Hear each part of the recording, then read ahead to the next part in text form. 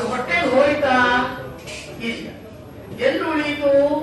ಕಂಠದಲ್ಲಿ ತೋರಿಸಿ. ಗೋಪಾಲಕರು ಅವರು ನೋಡ್ತಾ ಇರ್ತಾರೆ.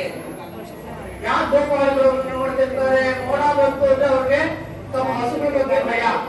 ಮಳೆ ಬರುತ್ತೇನೋ, ಹಸುಗಳನ್ನ ಕ್ಷೇತ್ರ ಜಾಗ ಕರ್ಕೊಂಡು ಹೋಗ್ಬೇಕಾಗತ್ತೆ.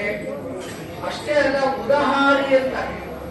ಈಗ ನಾವೇನು EWSS ಅಂತೀವಲ್ಲ, ಅಥವಾ ನಮ್ಗೆ ಯಾರೋ ಓವರ್ ಹೆಡ್ ಟ್ಯಾಂಕ್ ಕಟ್ಟಿ ಪೈಪ್ಸ್ ಮೂಲಕ ನಮ್ಮ ಮನೆಗೆ ನೀರು.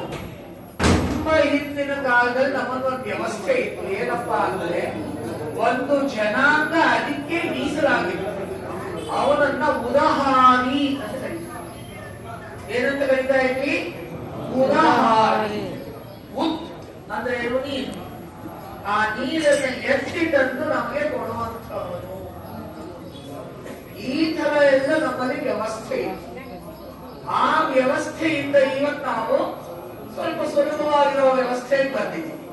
ಪೈಪು, ಟ್ಯಾಪು, ನದಿ ಬಿಟ್ಟಿದ ತಕ್ಷಣ ನೀರು ಬರುತ್ತೆ. ಅದಕ್ಕೆ ನಮ್ಗೆ ನೀರಿನ ಬೆಲೆನೂ ಗೊತ್ತಿಲ್ಲ. ಮುಂಚೆ ಆಗಿದೆ ನೀರಿನ ಬೆಲೆ ಗೊತ್ತಾಗ್ತಾ ಇದೆ. ಈಗ ನಮಗೆ ನೀರಿನ ಬೆಲೆ ಗೊತ್ತಿಲ್ಲ. ವೃದ್ಧಾಪ್ಯ ವ್ಯಯ ಮಾಡೋದೇ ಹೆಚ್ಚಿಗಾಗಿದೆ. ಹೀಗೆ ತಾತ್ಪರ್ಯ ಏನು? ಯಾವ ರುದ್ರ ಅಧ್ಯಾತ್ಮದಲ್ಲಿ, ವೇದಾಂತದಲ್ಲಿ ಗಿರೀಶ ಅಂತ ಕರಿತೀವಿ. ಏನ್ ಗಿರೀಶ ಅಂದ್ರೆ? ಗಿರೀಶಂತ ಅಭಿಜಾನಶೀ. ಗಿರಿ ಅಂದ್ರೇನು? ಬೆಟ್ಟ. ಬೆಟ್ಟದಲ್ಲಿರುವವನು ಅಂತಾದರೆ ಇನ್ನೊಂದರ್ಥ ಏನಪ್ಪಾ ಇದಕ್ಕೆ? ಗಿರಿ ಅಂದ್ರೆ ವಾಕ್. ಗೀಹಿ ಅಂದ್ರೆ ವಾಕ್. ನಾವು ಆಡುವಂಥ ಮಾತು.